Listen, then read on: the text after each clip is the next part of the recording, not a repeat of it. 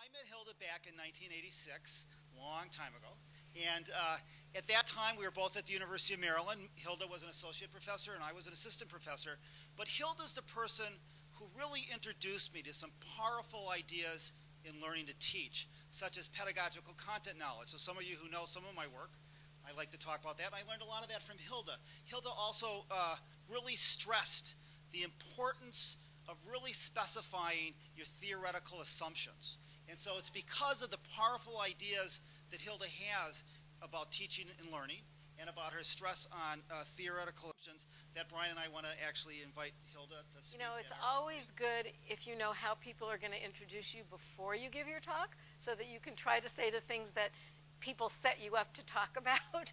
But I realized when we were reviewing the literature for this is that the field, fortunately, is also some consensus about what constitutes effective professional development. And I'm going to start with a few words about that and then move on to talking about our particular approach. So when we think about effective professional development, we're kind of coalescing around two sets of ideas. One set of ideas about the content characteristics of professional development and another set about the structure or the process.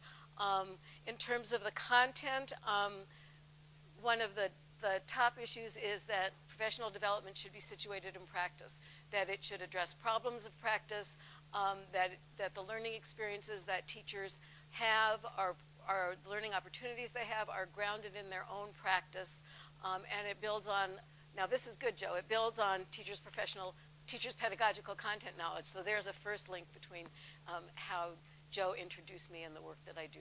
Pedagogical content knowledge of content for teaching is still a central idea for me, and I'm sure that for a lot of you it's very familiar because it's work that's at the center of some of the work that Deborah Ball and her colleagues are doing.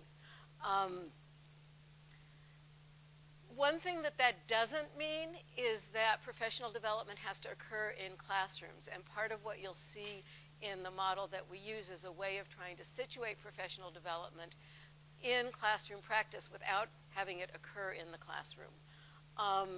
Another key idea in terms of content is that professional development be focused on student learning.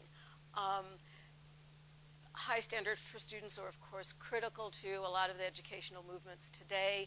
And one of the key features of effective professional development is that it focuses on how teachers can support student learning by coming to understand better student reasoning, student thinking, and learning to build on student thinking, student reasoning in their own teaching practice.